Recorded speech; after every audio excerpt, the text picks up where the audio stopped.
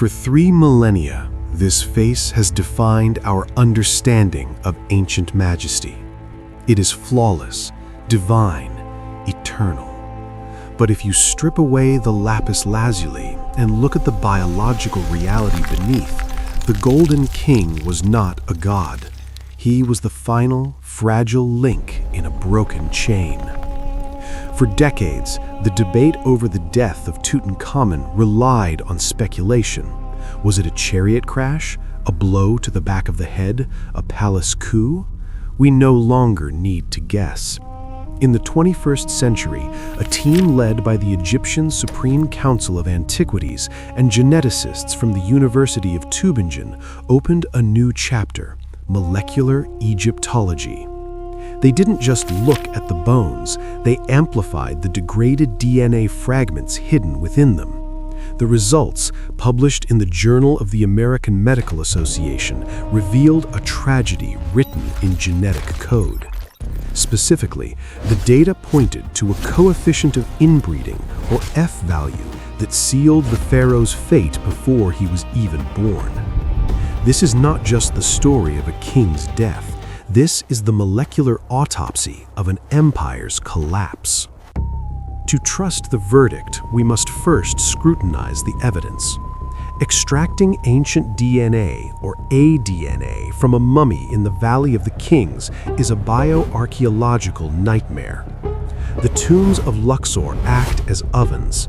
Fluctuating heat and humidity over 3,300 years shred DNA strands into microscopic, meaningless fragments. Furthermore, the black resin used by the 18th Dynasty embalmers forms a chemical barrier, often contaminating samples. To bypass these hurdles, the team employed a rigorous protocol.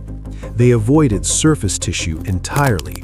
Instead, they used long core biopsy needles to extract bone marrow directly from the deeper cortical bone of the femur and ilium.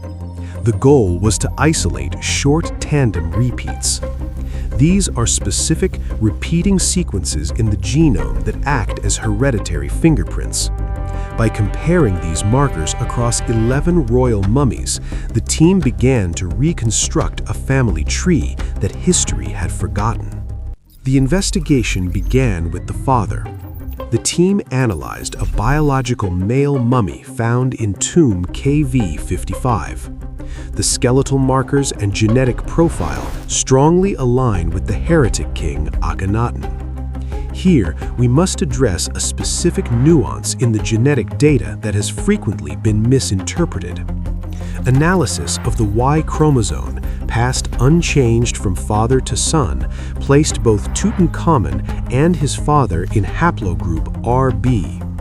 In online discourse, this result is often conflated with modern European ancestry. However, geneticists view this through the lens of deep time. The presence of RB in the Nile Valley likely reflects Neolithic migrations from the Near East into North Africa, occurring approximately 7,000 to 10,000 years ago. It aligns with the lineage of Tutankhamun's grandfather Yuya, who carried haplogroup G2A, a marker associated with Anatolian agriculturalists. This data suggests that the 18th dynasty was not a monolithic entity, but a genetic crossroads of the ancient world. So, the paternal line was established, but the true biological danger lay in the maternal connection. The team identified the mother as the mummy known as the Younger Lady, found in tomb KV35. The STR analysis confirmed she was the biological daughter of Amenhotep III. Crucially, when her profile was compared to the father from KV55, the degree of shared genetic material was incredibly high. The data indicates that Tutankhamun's parents were full siblings. In population genetics, we quantify the risk of such unions using the Inbreeding Coefficient, or F. For the offspring of first cousins, F is typically around 0.06. For Tutankhamun, the estimated F value approaches 0.25. To contextualize this number, we can look to European history.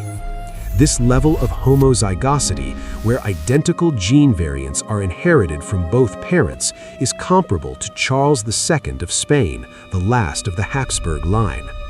Charles suffered from severe physical and developmental disabilities due to generations of consanguinity. An F-value of 0.25 implies a massive reduction in heterozygosity. The genetic guardrails are removed. Harmful recessive alleles, which would normally be suppressed by a healthy dominant partner, are allowed to express themselves. The pharaoh wasn't just frail, he was fighting a losing battle against his own genome. How did this abstract genetic number manifest in the physical body? For years, art historians debated whether the king's depictions, often showing him seated or leaning, were stylistic choices. The CT scans suggest they were medical necessities. The imaging revealed a specific deformity in the left foot consistent with Koehler disease 2. This is a rare form of osteonecrosis where the blood supply to the navicular bone is interrupted, causing the bone tissue to die and collapse. It is an excruciating condition. The 130 walking sticks discovered in his tomb were likely not ceremonial scepters, but orthopedic aids. Some showed distinct wear patterns, indicating heavy daily use. But the necrosis was only one front in the war for his survival. The researchers also searched for non-human DNA within the samples. Using polymerase chain reaction, PCR, they amplified specific gene segments, MSP1 and STEVOR. These genes do not belong to humans. They are the genetic signatures of Plasmodium falciparum, the most malignant and deadly species of the malaria parasite. The viral load detected in the bone marrow suggests this was not a fleeting infection. The evidence points to a severe, perhaps chronic malaria infection. His immune system, likely compromised by his narrow genetic inheritance, was besieged by necrosis in the bone and parasites in the blood. So what was the terminal event? The murder theory, popularized by a bone fragment seen in early X-rays, has been effectively ruled out. Modern scans show that the fragment was displaced by embalmers after death. Instead, the evidence supports a synergistic pathological model. Imagine the biological state of the king at age 19. He is likely suffering from a malaria flare-up. Malarial infections often cause splenomegaly, an enlarged, fragile spleen. Simultaneously, he is navigating on a necrotic foot. The CT scans revealed a jagged, complex fracture just above the left knee. Unlike the other bone damage, this fracture showed no signs of healing, indicating it occurred shortly before death. The scenario is stark, but grounded in the data. A fall, perhaps from a chariot, or perhaps simply a stumble caused by his foot deformity, results in a severe femur fracture. In a healthy individual, this is survivable, but for Tutankhamun, it was catastrophic. The open fracture likely led to rapid sepsis. Alternatively, the trauma could have ruptured an enlarged spleen. His body, depleted by malaria and genetic compromise, could not mount a defense. It wasn't a conspiracy, it was a biological cascade.